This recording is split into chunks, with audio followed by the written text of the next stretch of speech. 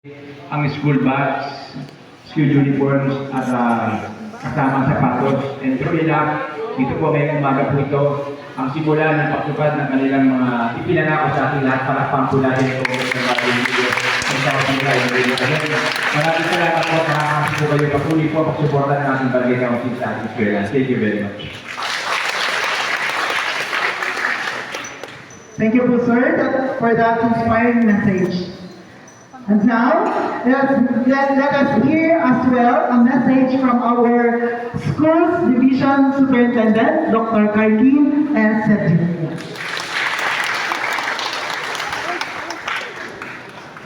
To my fellow public servants from DepEd, hindi ko na po isa-isahin, of course, our barangay captain and the whole barangay Atatalan team.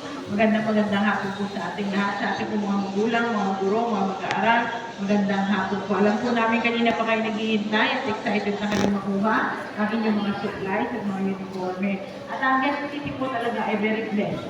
Kasi yung ating po mga leaders would always put education on top of their priority. Kami po sa DepEd, syempre ay tuwang-tuwa. Kasi kami po ay palaging una sa inyong listahan pagka nagkakaroon po tayo ng proyekto. Nawala po, ay sa ng education at sabi nga natin, napakalaki po ng pangarap natin para sa mga kabataang QC. At kami ay naniniwala na hindi namin ito magagawa on our own sa DepEd kung wala po yung suporta ng ating mga community, lalo na po ng ating barangay.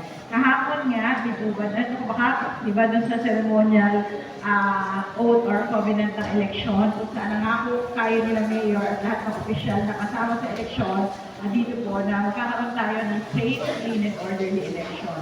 At yun din po yung sinasabi namin kahapon, because yesterday is the official opening of the school year 2023-2024. At kahapon natuwa po si Mayor at I think sila po din kasi kahapon lahat po ng 158 schools sa Quezon City ay nakapagbukas ng maayos, walang issue, at lahat po ay kapuri-puri talaga sa ating mga monitors. Na-feature tayo sa ABS-CBN, sa TV Patrol, Net25, sa Lackler, halos lahat po. At napakaganda po ng pinakita ng ating mga schools. And on that note, I would like to congratulate all our education stakeholders. Sabi pa rin po kahapon sa mga barangay captains na nandun. At ngayon ay uulitin ko kay Barangay Loob na hindi po namin ito magagawa ng kabilang. Talaga po ang success ng bawat paaralan sa isang community ay through the help of our stakeholders. And on this note, ngayong araw, we're very thankful, of course, to Congressman Rillo and his wife, kasi alam po namin, hindi the first time. Diba maraming taon na itong ginagawa nito. And being true to his commitment na talagang priority niya yung mga kabataan. When I first met Kong, yan din po yung sinabi niya sa akin, kung meron siyang magagawang tulong para po talaga sa mga kabataan, sa mga teachers at sa buong paaralan, hindi kami magdadalawang salita. Isang sabi lang namin, ay talagang tatalima. At yan naman po ay kitang-kita nyo. Ito ay isimula lang na marami pong programa nito sa ating mga paaralan. At kami po ay naniniwala with the strong partnership of Tom and Mayor Joy na talaga naman pong napakaganda. Talaga po kami naniniwala na magkakaroon tayo ng kabataang QC na tunay na may pagmamalaki. Magandang hapon.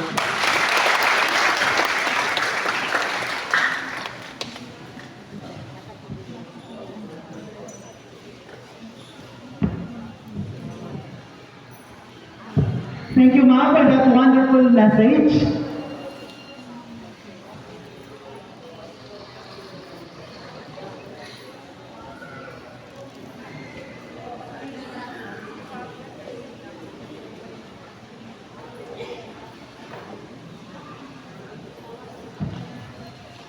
So, paubutin natin ng At this moment, may call on our SPTA President, Sir Louis Granadino, to give his thank you message.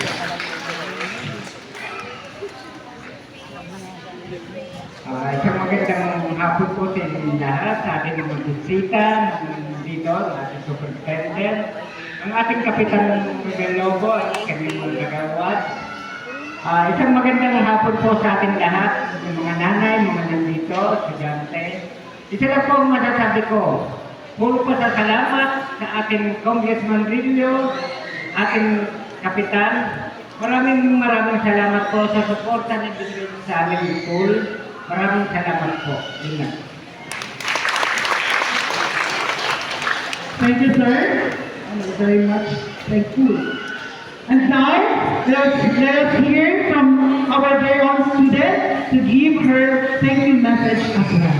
Jersey Alamo. Good afternoon po.